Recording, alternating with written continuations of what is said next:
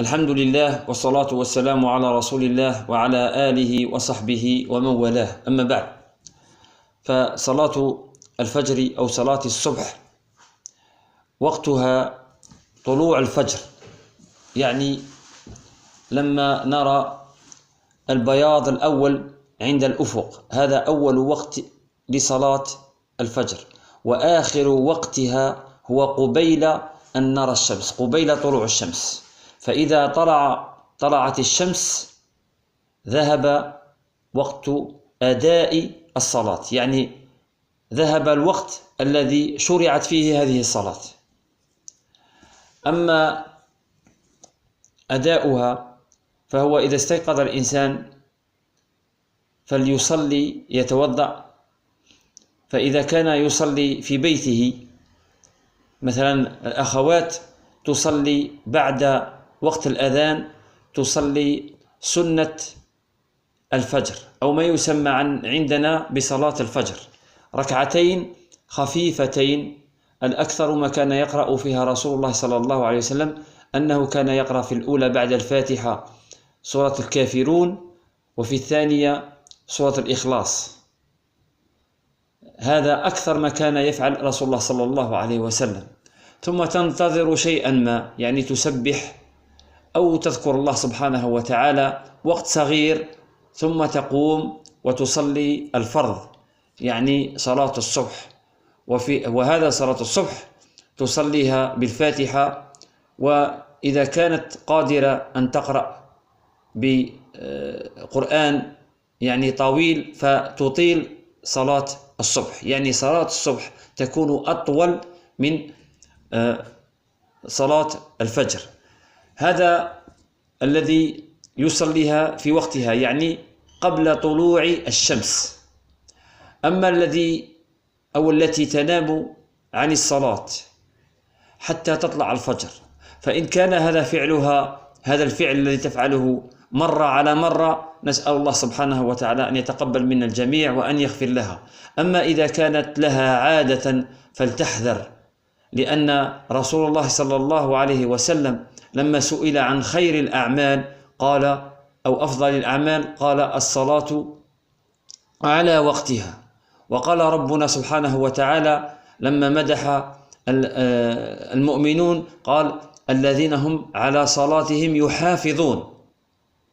فنحافظ على الصلاة هي أدائها في وقتها، فلا تنام الأخت حتى تقوم لشغلها وتقول أنا قمت لشغلي فأقوم للصلاة. لا، الله سبحانه وتعالى يريد منا أن نقوم له لا لغيره، يعني أن نقوم للصلاة، لأن قرآن الفجر، هذا صلاة الفجر، له مزية عن الصلوات الأخرى، وهو أن ربنا سبحانه وتعالى ذكره في القرآن وقال وقرآن الفجر إن قرآن الفجر كان مشهودا، يعني تشهده الملائكة أكثر من الصلوات الأخرى.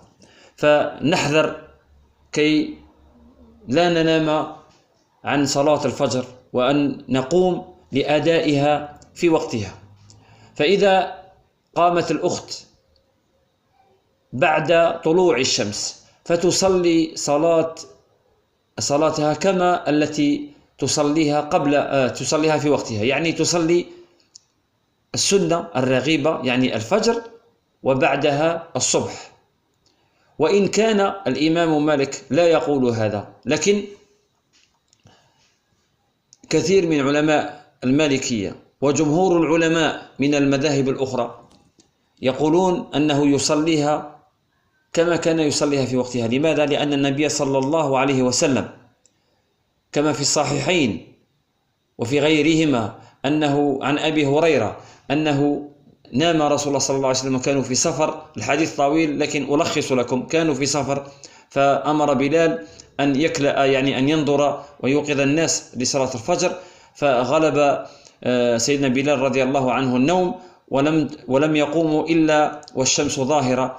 فقال رسول الله صلى الله عليه وسلم يعني نبدل المكان، ثم أمر بلال فأذن، فتوضأ رسول الله صلى الله عليه وسلم وصلى صلاة الفجر يعني السنة، ثم صلى بالناس صلاة الصبح، والله أعلم.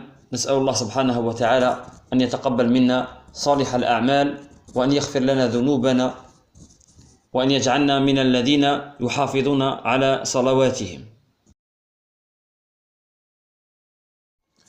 الحمد لله والصلاة والسلام على رسول الله وعلى آله وصحبه ومن والاه. أما بعد. Pour répondre aux sœurs qui voulaient se renseigner un petit peu sur Salat al-Fajr et Salat al-Subh. Ce qu'on peut dire en premier, c'est que le nom Salat al-Subh ou Salat al-Fajr, les deux noms désignent la même prière, c'est-à-dire la prière obligatoire. Normalement, on devrait dire pour celle qui n'est pas obligatoire, c'est-à-dire on dirait Sunnat al-Fajr ou Raghibat al-Fajr.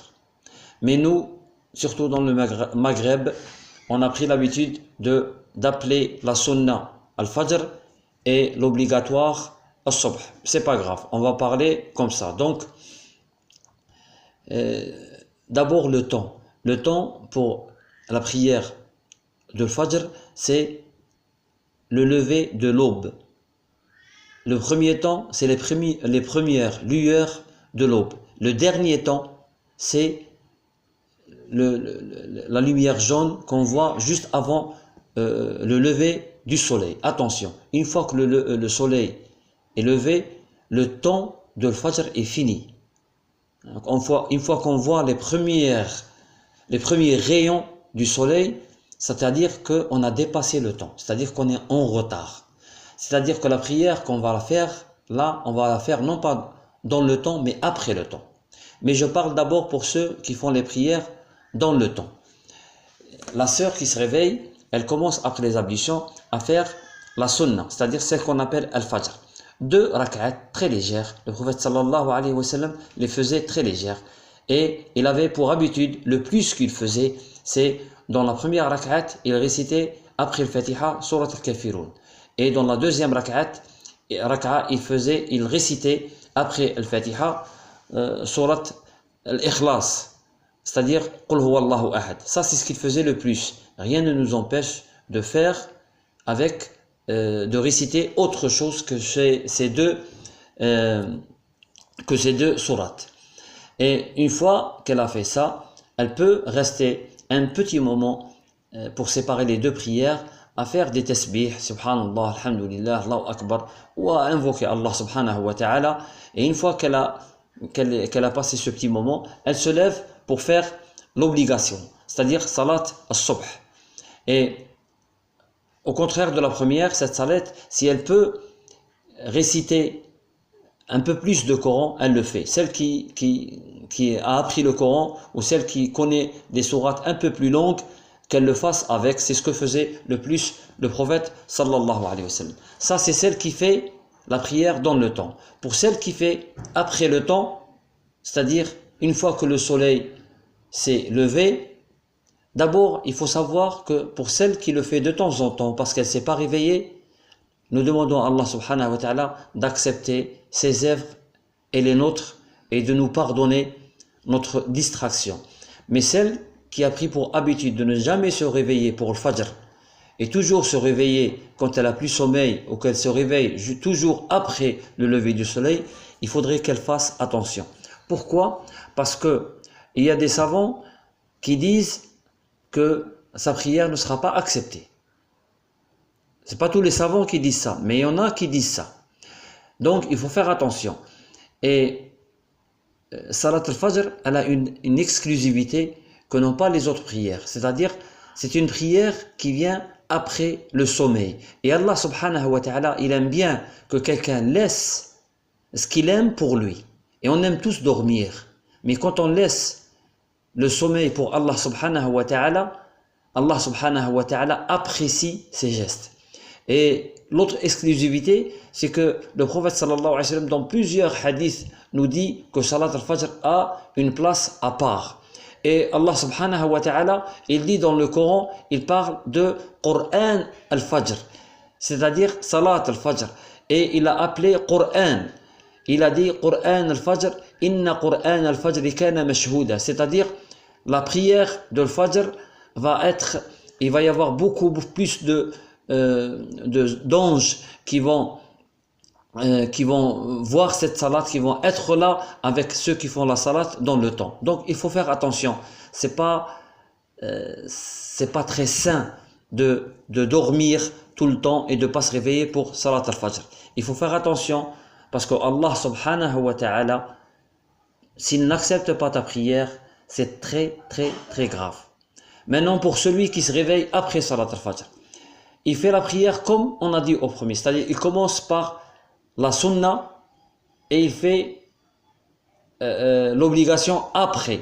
Même si dans l'école malikite, l'imam Malik, rahimahullah, et beaucoup de ses élèves disent le contraire. Pourquoi? Parce qu'ils n'ont pas eu le hadith qui est dans l'authentique, où c'est un hadith très long, où Abu Huraira raconte qu'ils étaient en voyage avec le prophète sallallahu alayhi wa sallam, et que le prophète sallallahu alayhi wa sallam a demandé à Bilal de veiller, à les réveiller pour Salat al-Fajr, et Bilal s'est endormi, et ils ne se sont réveillés qu'après le lever du soleil. Mais le prophète sallallahu alayhi wa sallam a dit changeons d'endroit, et il a demandé à Bilal de faire l'adhan, et le prophète sallallahu alayhi wa sallam a commencé par faire sunnah, c'est-à-dire les deux sunnat al-Fajr, les deux rak'at légères, et il a fait l'obligation après. Donc voilà à peu près ce qu'on peut dire en abrégé, en résumé sur Salat al-Fajr. Nous demandons à Allah subhanahu wa ta'ala d'accepter nos œuvres et de faire en sorte que nous soyons parmi ceux qui font la prière dans le temps, pour être des gagnants, comme le dit Allah subhanahu wa ta'ala dans le Coran. Et wallahu a'lam.